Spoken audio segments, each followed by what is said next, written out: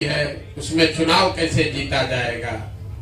कई लोगों को लगता है कि भैया प्रशांत किशोर तो चुनावी रणनीतिकार हैं, वहां तक तो ठीक है, लेकिन बिहार में जीतने की स्थिति कैसे बना पाएंगे।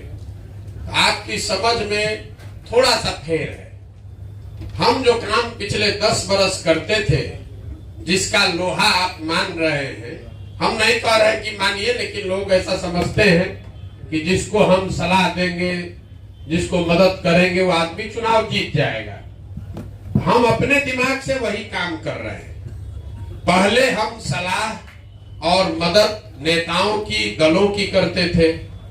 दल को जाकर हम क्या बताते थे कि भाई किस तरह से अपने संगठन को और बेहतर तरीके से व्यवस्थित करो, किस तरीके से जनता से संवाद स्थापित करो, कौन सा मुद्दा उठाओ, कैसे चुनाव लड़ो तो तुम चुनाव जीत जाओगे। तो वही काम अभी भी कर रहे हैं। जनता को जाकर बता रहे हैं कि कैसे तुम आपस में हम लोग मिलकर नया दल बना सकते हैं, कैसे सब लोग मिलकर उसको चला सकते हैं, कौन से मुद्दे आगे लेकर चलेंगे तो जो पहले से दल है उनको हराया जा सकता है। तो हमारी काम में कोई फर्क नहीं है। काम हम वही कर रहे हैं जो पहले कर रहे थे, और सिर्फ फर्क इतना है कि अब दल और नेता के लिए नहीं कर रहे हैं, समाज के लिए कर रहे हैं। इसलिए कर रहे हैं कि हमारी अपनी जो 15-20 बरस की समझ है, पहले 10 बरस संयुक्त राष्ट्र संघ में हमने काम किया है, और फिर 10 बरस जो चुनावी रणनीतिकार प्रबंधन वगैरह आप लोग कहते हैं, 20 बरस का मेरा अनुभव ये बताता है कि कोई भी चुनाव जीतकर आप बिहार में परिवर्तन नहीं ला सकते हैं। आगे क्या होगा वो छोड़िए। 2015 में तो हम खुद चुनाव यहाँ जीत गए थे। लालू नीतीश महागठबंधन चुनाव जीत गया था। कौन किसको टिकट मिलेगा, कौन मंत्री बनेगा, वो सब निर्णय में हमारी भागीदारी थी। 7 निश्चय का एक कार्यक्रम भी हमने बनवाया। उसको लागू करने के लिए बिहार में बिहार विकास मिशन की स्थापना भी कराई, लेकिन उसका कोई असर अभी हम बिहार में नहीं देख रहे। तो कहीं न कहीं हमारी जो समझ है पिछले 20 बरस की, जब तक समाज के स्तर पर प्रयास नहीं किया जाएगा तो सिर्फ चुनाव जीतने से कोई फर्क होने वाला नहीं है। मोदी जी जीत गए हैं, प्रधानमंत्री बन गए, तो उससे बिहार में क्या फर्क हुआ? कोई फर्क नहीं पड़ा। ईमानदारी से अगर आप दिल पर हाथ रख के बोलिएगा, यहाँ मोदी जी के बहुत भक्त लोग बैठे हैं, आप दिल पर हाथ रख के पूछिएगा तो बिहार में मोदी के प्रधानमंत्री बनने से कोई फर्क नहीं पड़ा। उससे पहले लालू जी भी यहाँ रहे, सामाजिक न्याय की उन्होंने बात की, उनके भी 15 साल के शासन में कोई फर्क नहीं पड़ा। उससे पहले कांग्रेस भी यहाँ रही है 40 बरस, उससे भी फर्क नहीं पड़ा। जब तक यहाँ के समाज के स्तर पर प्रयास नहीं होगा, तब तक अगर कोई प्रशांत किशोर भी जीत कर आ जाएंगे तो उससे फर्क नहीं पड़ने वाला।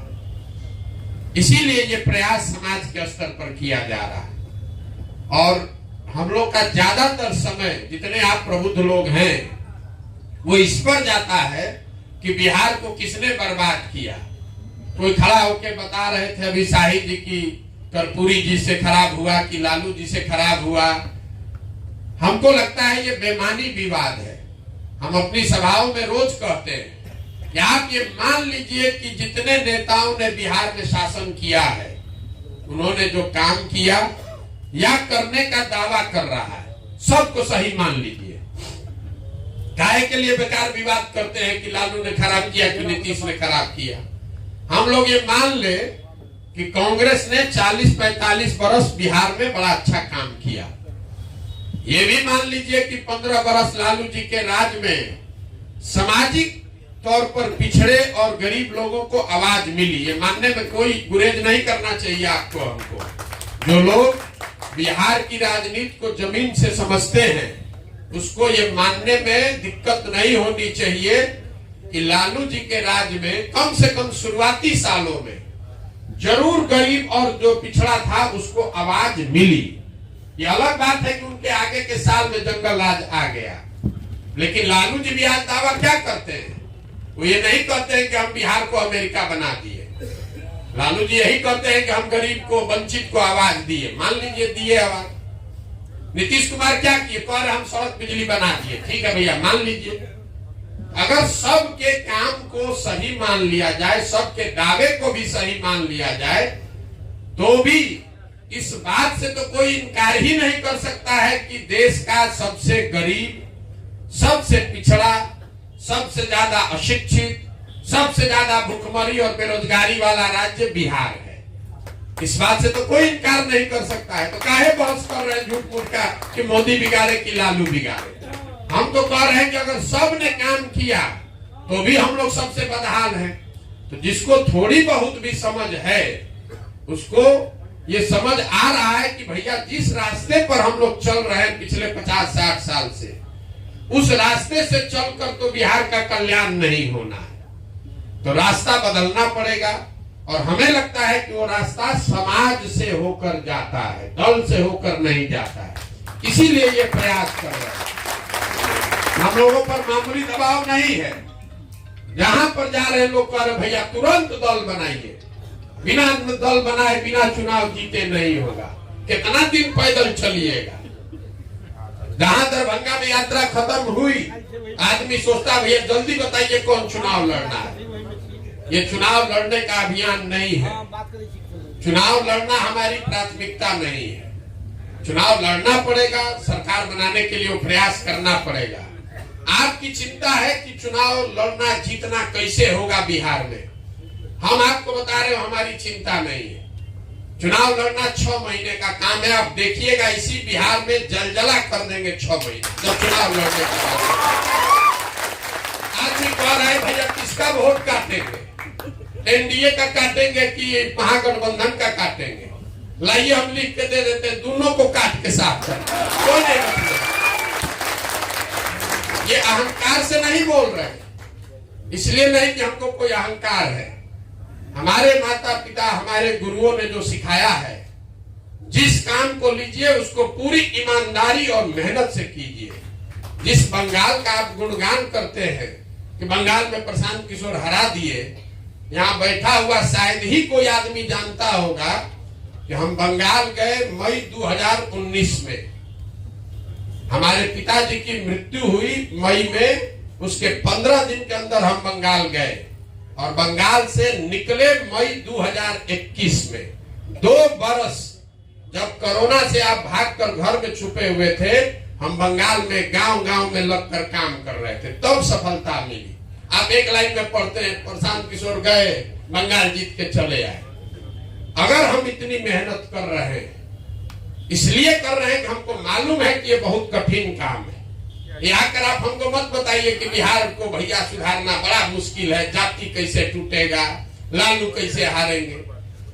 बहुत कठिन काम है, इसीलिए बहुत बड़ी मेहनत भी करनी पड़ेगी। इसीलिए 3 बरस से घर परिवार छोड़कर रात दिन जितना 75 बरस में किसी ने मेहनत न किया हो, इतनी मेहनत कर रहे हैं। चुनाव जीतना मुश्किल नहीं है, मुश्किल ये है कि चुनाव सही लोगों के साथ जीता जाए। चुनाव तो आप किसी के साथ जीत सकते हैं। कल समीकरण बनाइएगा, चुनाव 6 महीना में उलट जाएगा। हम 2 जून 2015 को बिहार में आए थे।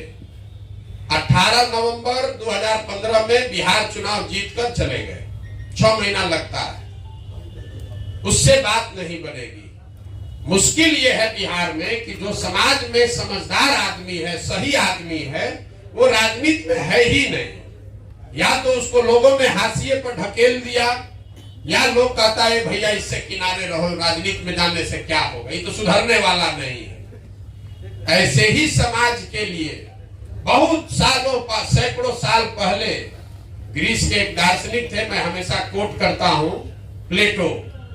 उन्होंने कहा था कि अगर समाज में समझदार व्यक्ति राजनीति में हिस्सेदार नहीं बनेगा, जो आपने अभी बात कही उसी से जुड़ा हुआ है, कि अगर जिस समाज में समझदार लोग राजनीति में नहीं आएंगे, उनको इस बात के लिए तैयार रहना चाहिए कि उनके बीच का कोई मूर्ख आदमी राजा बनकर उन पर शासन करेगा।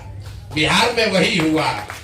पिछले 30-40 साल से जो भी पढ़ा लिखा समझदार है, नेतरहाट से पढ़ा हुआ बाहर जाके इंजीनियर बन गया, और जो यहाँ फेल हुआ वो यहाँ का राजा बन गया। इसीलिए ये दुर्दशा है। जिस नेतरहाट की आप तारीफ कर रहे हैं, nova Netarhat old boys association देश का शायद सबसे पावरफुल बॉडी है। हर लड़का ही उसका कोई ना कोई आईएएस, आईपीएस, डॉक्टर, इंजीनियर बना है, लेकिन उसमें से कोई आदमी वापस आकर बिहार सुधारने के लिए राजनीति के क्षेत्र में उसने प्रयास नहीं किया। तो नेतरहाट का कोई आदमी आपको एमएलए नहीं मिलेगा। अगर नेतरहाट से पढ़े हुए 100 लोग एमएलए होते तो आज बिहार का ये दुर्दशा नहीं होता। तो जो फर्जी डिग्री बना के पास हुआ वो बिहार का नेता बन गया, और जो नेतरहाट से पढ़ के निकला जाके तमिलनाडु में आईएएस अफसर बन के तमिलनाडु को बना रहा है। तो ये प्रयास ये है कि जो प्रबुद्ध लोग हैं, जो समझदार लोग हैं, जो समाज के लिए जीने मरने का जज्बा रखते हैं, उनके पास साधन नहीं है, उनके पास पैसा नहीं है, आपके पास चुनाव लड़ने की समझ नहीं है, तो सब चिंता वो आप अपने भाई, अपने बेटे प्रशांत किशोर पर छोड़ दीजिए, लेकिन राजनीति में आइए। आप जीतिएगा अपनी ताकत से। हमारी भूमिका बस इतनी ही है कि पैदल चलने से कुछ नहीं होता है। हमने 10 बरस जो काम किया है वो नहीं किए होते तो 15 बरस भी हम चल देंगे तो इसमें से आधा आदमी भी नहीं आएगा। आज इसलिए रहा है, वो नोटिस इसलिए ले रहा है, डॉक्टर साहब कह रहे हैं कि भीड़ में दबे हुए थे, उसको मालूम है चाहे जितना हमको शिकायत मेरा कर ले, वो जान रहा है कि प्रशांत किशोर आदमी है बड़ा होशियार, अगर कर रहा है तो कुछ न कुछ सोचिए कि कर रहा होगा, हल्के में मत लो, नहीं तो कल हवा में उड़ा देगा। इसीलिए आया है, बुरा नहीं मानिएगा। आप बहुत बड़ा बड़ा बात यहाँ कहिएगा, ए भैया बिहार को सुधारना है, समाज को सुधारना है, कुछ नहीं करना है आपको। अगर हम 10 को चुनाव नहीं जीते होते तो 15 महीना हम पैदल चले या 15 साल पैदल चले, बिहार का आदमी उस पर भी हंसता, हम पर भी हंसता होगा, लेकिन हंसता है तो साथ में भी कहता लेकिन भाई कुछ तो सोचे क्या आया होगा। हंस तो हम पर भी रहा है, आप हंसिए चाहे नहीं, हमारा घर वाला भी हम पर हंसता है। कहाँ पूर्वक वाला काम ले लिए हो। पहले कितना बढ़िया, आप न्यूज में भी देखे होंगे, प्राइवेट प्लेन हमको चंद्रबाबू नायडू भेजे कि आके मिलिए। न्यूज में चला रहा है कि प्रशांत किशोर लगता है बिहार छोड़कर चले गए, नायडू को एडवाइस कर रहे ना, खाली इसलिए बुलाए हैं कि आप किसी भी तरह हमारे खिलाफ इस बार मत आइएगा, इतने कहने के लिए गए थे ना। भैया हम बिहार में पदयात्रा करेंगे, आप चिंता मत कीजिए, आप लड़िए अपने हिसाब से। इतना आंच है काम का, इतना आंच है, भ्रम आपको फैला रहा है। हम तो पदयात्रा कर रहे हैं।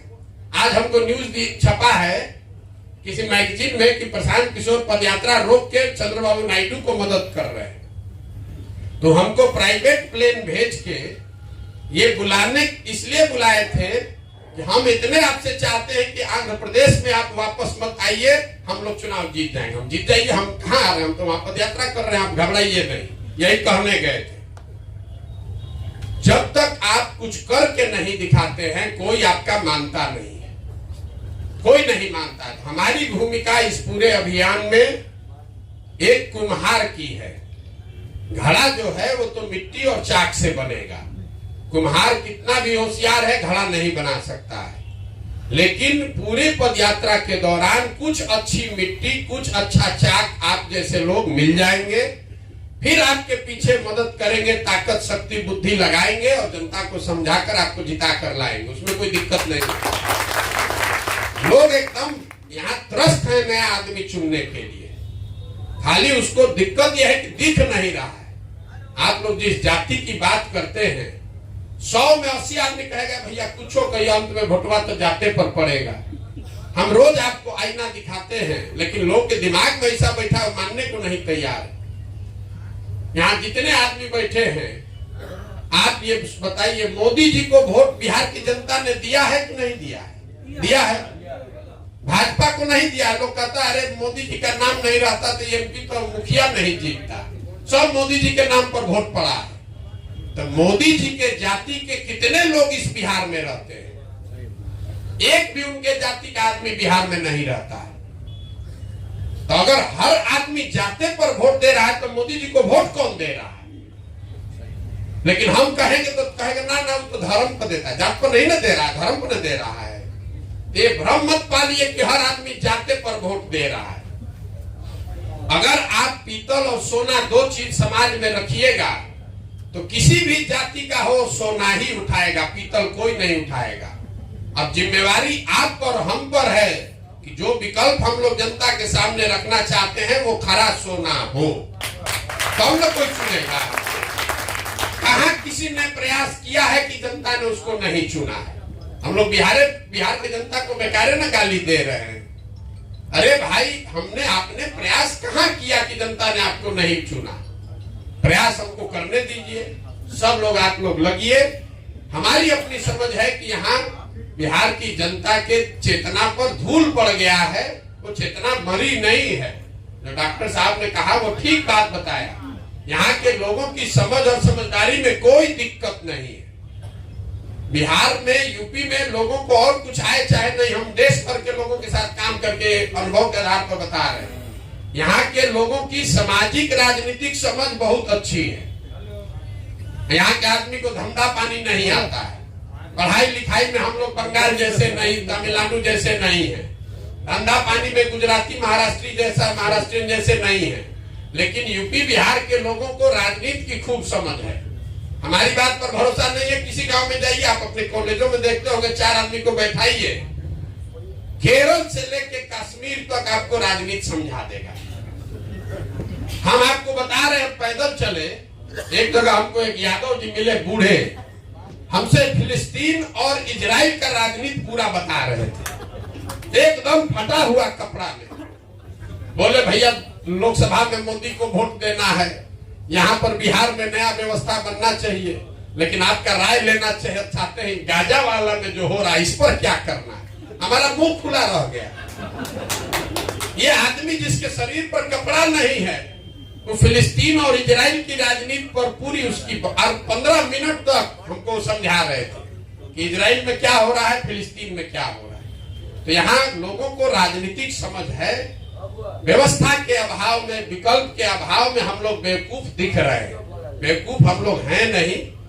एक बार रास्ता दिखेगा तो यहाँ के लोग समझदार हैं, वो अपने आप रास्ता चुनेंगे, आगे बढ़ाएंगे। जिस दिन लोगों को मोदी जी में जरा सा भी दिखा 14 में, तो सारा जात पात छोड़ के लोग भाजपा को दिया ना वोट। अगर यहाँ दिखेगा तो लालू जी को भी लोगों ने वोट दिया था ना किसी जमाने में, कि भाई ये आदमी गरीब का लड़का है, बिहार का कल्याण करेगा। उसी तरीके से अगर आप नई व्यवस्था बनाएंगे, नया विकल्प देंगे, तो निश्चित तौर पर यहाँ लोग वोट देंगे। चिंता का कारण ये है कि समाज से अच्छे लोगों को, आप जैसे लोगों को इसमें लाया कैसे जाए। हमारा आधा से ज्यादा समय उसी में जाता है। यहाँ बहुत डॉक्टर लोग बैठे हैं, हमारे पिताजी भी डॉक्टर थे। तो जब चुनाव होता था, हमारे बाबूजी उस समय शाहपुर एक जगह है वहां पोस्टेड थे, जहां रामानंद तिवारी जहां से विधायक थे। बिंदेश्वरी दुबे वहीं से गए चुनाव लड़ने। हमारे पिताजी थोड़े प्रसिद्ध डॉक्टर थे वहां। तो जब चुनाव होता था तो हल्ला होता था कि डॉक्टर साहब इस बार चुनाव लड़ने वाले। हम लोग बच्चे थे, देखते थे, हमारी माता जी धरना पर बैठ जाती थी कि जब तक बाल बच्चा पढ़ा नहीं है तब तक तुमको राजनीति में नहीं जाना है। वही हाल है। अब यहाँ जितना बड़ा डॉक्टर होगा, डॉक्टर साहब लोग कहते कैसे आपका मदद करे। हमने कहा कि जिला से एक बढ़िया डॉक्टर निकाल के भेजिए जिसको नेता बना दिया जाए, जिसको एमएलए लड़ाए। 40 को अच्छा आदमी तो कम से कम एमएलए बन जाएगा। सब डॉक्टर लोग भाग जाएगा, सब डॉक्टर वकील भाग जाएगा। सब चाहता है कि आप सुधारिए, हम पीछे से है। कोई सामने आना नहीं चाहता है। वकील साहब के हम घर गए थे, 1 घंटा ये लोग सवाल जवाब किया, हमको आशीर्वाद दे रहे हैं, हमको शुभकामना दे रहे हैं, लेकिन ये नहीं कहे कि अच्छा भैया चलिए हम कल से खड़ा होते हैं। हम नहीं होंगे, हमारा ये साथी खड़ा होगा। देखिए हौस रहेगा खड़ा। आपसे मदद यही चाहिए कि आपकी नजर में अगर समाज में कोई सही आदमी है, उसको हमसे जोड़िए, उसको बताइए। कभी जीवन में आपको कोई मिला हो कि अगर भैया ये आदमी एमएलए बन जाता, विधायक बन जाता तो अच्छा करता, उसको भेजिए हमारे पास, अब मौका है, चलो प्रशांत किशोर अपने खर्चा पर, अपनी व्यवस्था से तुमको लड़ाएंगे। वो आए तो सही। बहुत ज्यादा मेहनत लगता है, जितना चलने में मेहनत नहीं उतना ही होशियार आदमी को समझाने में, मानता ही नहीं। सब सुनेगा, सब बात कहेगा, फिर कहेगा ये भैया पत्नी तैयार नहीं हो रही। रोज का ये घटना है, रोज 2-4 से मिलते हैं। 2 घंटा सवाल। गरीब आदमी तो कह देता है ना भैया एकदम ठीक है, आप जैसे कहिएगा वैसे चलेंगे। एक सो कॉल्ड प्रबुद्ध आदमी है, उसको समझाना बड़ा मुश्किल है। 25 सवाल करने के बाद कहता है एकदम पूरी तरीके से आपके साथ है। हम कहते हैं ठीक है, चुनाव लड़िएगा यहाँ से, तो पूछ के बताते एकदम मेरा मन है। 4 दिन के बाद आएगा, कहेगा ना कह रहा है कि बेटा पास हो जाए उसके बाद चलेगा।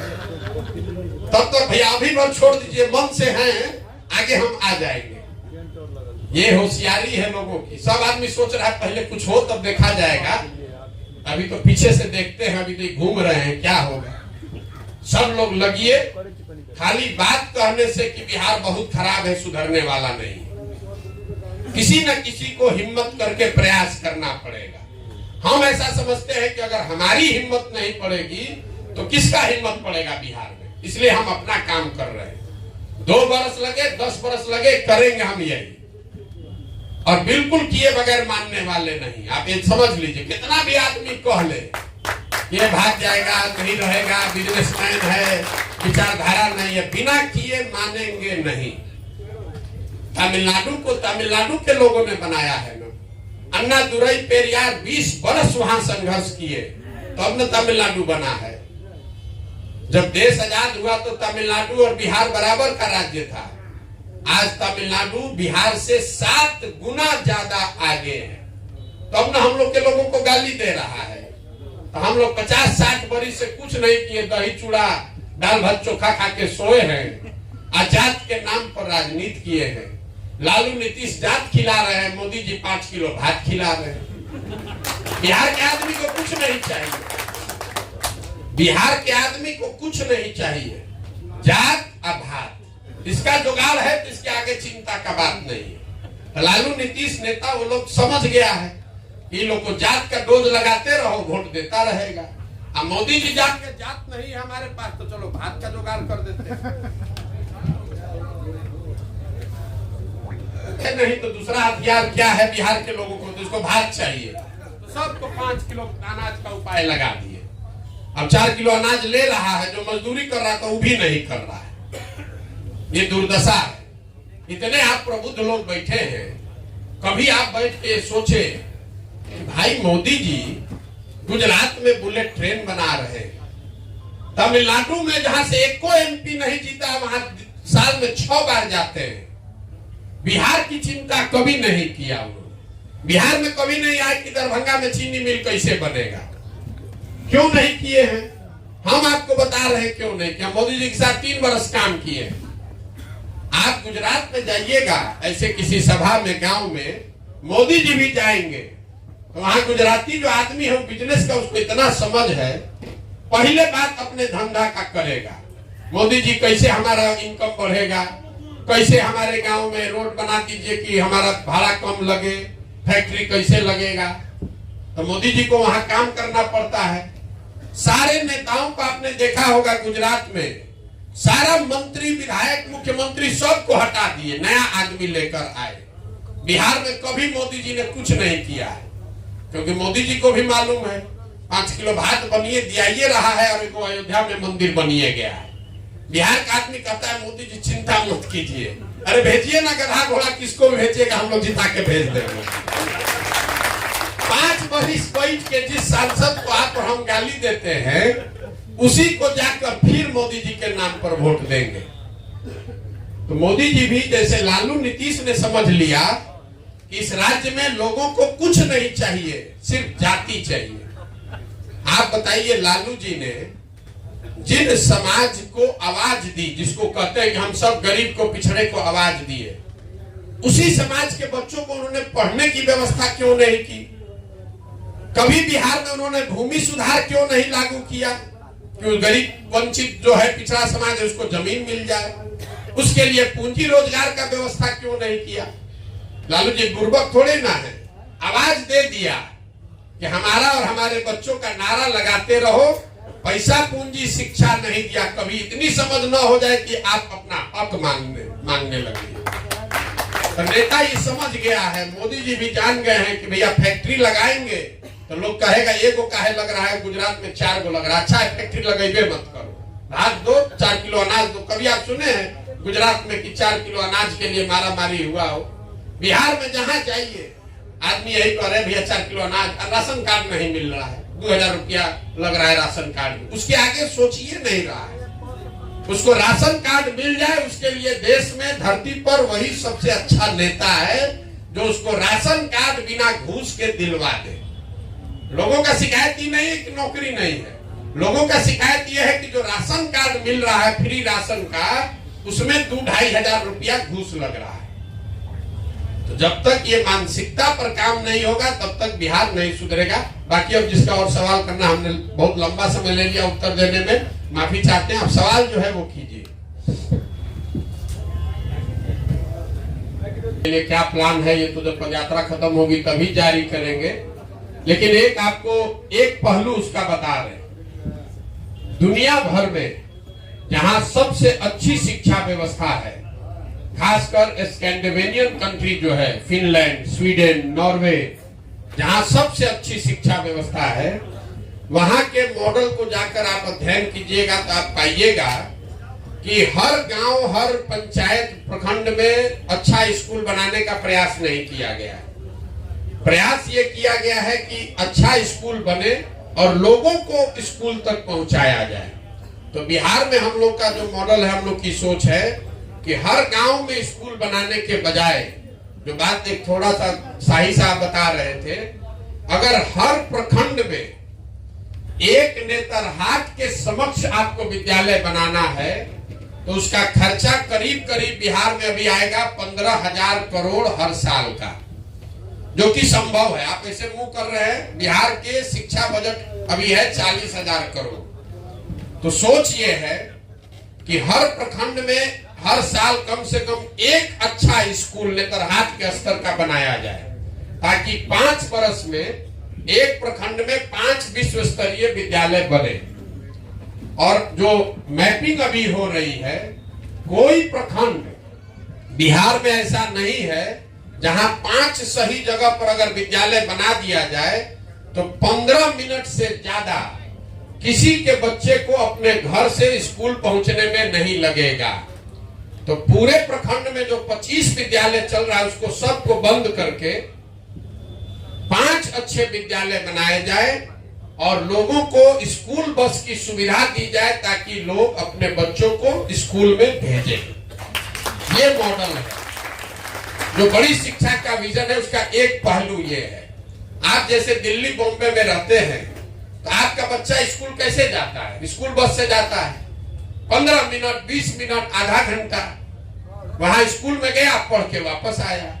वो ज्यादा बेहतर व्यवस्था है, बजाय इसके कि हर गांव में वो विद्यालय के नाम पर आपने भवन बना दिया। जहां भवन बनाया वहां टीचर नहीं है, जहां टीचर है वहां भवन नहीं है, जहां दोनों है वहां पढ़ने की सुविधा नहीं है।